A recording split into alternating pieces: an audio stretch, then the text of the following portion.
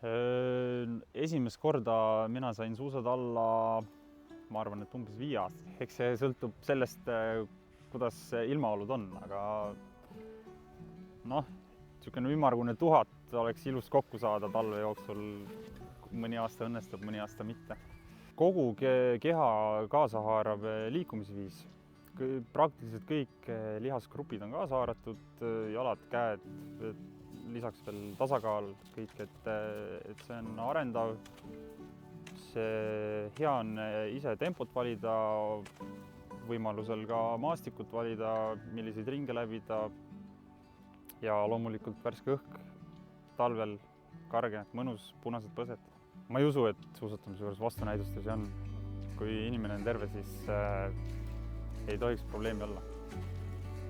No kui päris väikese lapsega nüüd on tegu, siis tema hakkab astuma niisama suuskadel kõigepealt. Kui on täiskasvanud inimene, kes kas ei ole aastakümneid suusatanud või täitsa tahab avastama hakata seda, siis pigem ka alguses nii-öelda klassikalises tehnikus, kus sul 2 jalga on maas, suusad on paralleelselt, mingisugune libisemistunnetus saada ja siis sealt järk-järgult edasi uisusammule nagu ka üle minna. No väikestel lastel on lihtne, ema-isa on nende esimesed treenerid, kes siis aitavad püsti tõsta, suuski jalga panna ja seda kõike õpetada. Nüüd täiskasvanud inimene tahaks alustada, siis ma arvan, et esimesed sammud on mõistlik ise teha. Terviseradade lehtedel on olemas juhendavaid videoid, neid on kindlasti leitavad ka mujalt veebist ja kui need esimesed sammud on tehtud ja siis enam ei oska nagu edasi minna, siis tasuks treeneri poole pöörduda. Treener annab selliseid täiendavaid harjutusi, mis võiks siis mingisugust komponenti selles vastavas sõidustiilis parandada või edasi arendada. No see on nüüd täpselt nii, nagu iga inimene endale heaks arvab. Pigem alguses alustame sportlikust printsiibist ikka lühemast pikemani ja aeglasemalt kiirema peale ja nii edasi. Et siin ei ole kirjutatud reeglit, kus sa alustama peaksid. Alustada tuleb sellest, et diivani pealt tuleb püsti tõusta ja tuleb suusarajale jõuda, siis on algus tehtud ja eks siis nii palju kui jaks on vastavalt päevale. Riietus võiks olla kihiline. Kihid võiks olla õhukesed ja neid võiks olla nagu mitu, et vajadusel saaks pealtpoolt nagu ära võtta, kui valav hakkab. Eks inimene tunneb ise ka ennast, kas ta on pigem külmakartlik või mitte, et vastavalt sellele siis liiga palav ei tohi hakata sõites, samas külm ka mitte, et siin tuleb teada enda suusatamist oskust, et kui kiire liikuja sa rajal oled, kui sa pigem oled natukene veel kohmakas, sul teed palju puhkepause, et siis võib-olla natukene nagu soojemalt. Aga kui oled ikkagi pidevalt liikumises, siis mitte liiga paksult panna ja niimoodi, et sul oleks ikkagi mõnus ja riided liiga märjaks ei saa. Kõigepealt tuleb alustada siis sellest, kas me soovime minna klassikat sõitma või uisutehnikas. Uisusuusk võiks olla endast natukene pikem, kuni 10 centimeetrit näiteks, klassikatehnika puhul 15–20 centimeetrit endast pikem. Suusakepid, enda pikkus miinus 20 centimeetrit oleks näiteks uisu jaoks paras, enda pikkus miinus 30 centimeetrit klassika jaoks. Siia-sinna, kuidas kellelgi mugavam on, mõned sentimeetrid pikem või lühem, et selle järgi nagu siis saab valida. Lapsed kasvavad päris ruttu, kriitiline on just need suusasaapad ja suusakepid, et kui laps nüüd alguses saab endale pikemad suusad, ta nendest kasvab isegi natuke üle, siis suuskadega nagu kannatab tegelikult veel sõita. Et suusasaapaid tuleb vahetada, minu soovitus on, et teha seda järelturu peal, nüüd väiksed maha, saad sealt samast suurema tasemele, et niimoodi ei ole see kulu nagu väga suur.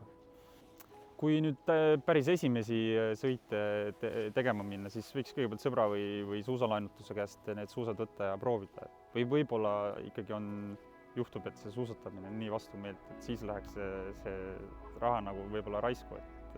Esimesed sammud võib teha ka kellegi teise suuskadega. Igapäevaselt, kui sul on varustus olemas, siis ta kallis ei ole.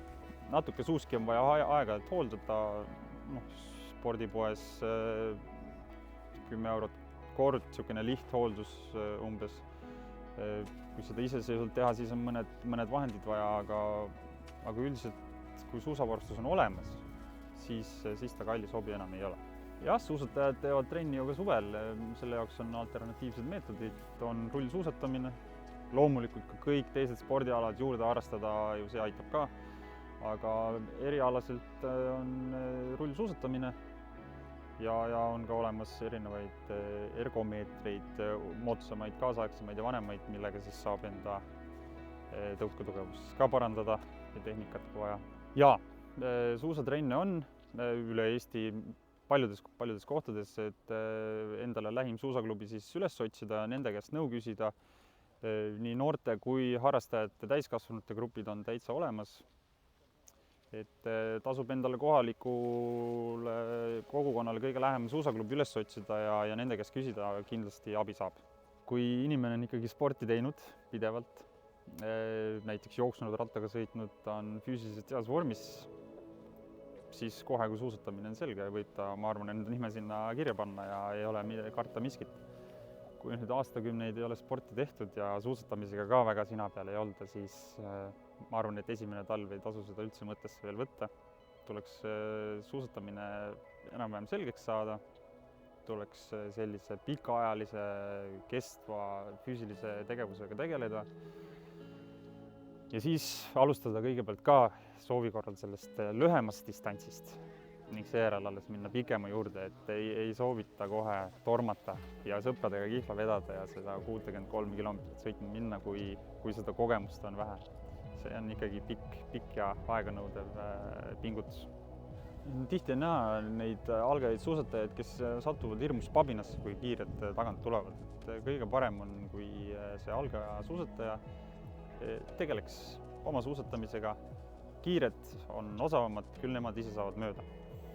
Kui on näha, et sa tõusu peal on kitsas ja sa hakkad jalgu jääma, siis võta rahulikult raja serva ja lase endast kiiremalt mööda. Aga üldiselt järsku rada vahetada, jäljest välja hüpata võib siis juba nii sellele algajale kui ka ja kiiremale suusatajale juba mõlemale nagu õnnetult lõppeda, et kukuvad sinna koos. Et pigem algaja suusata sina oma sõitu ja küll see kiire sinust mööda saab.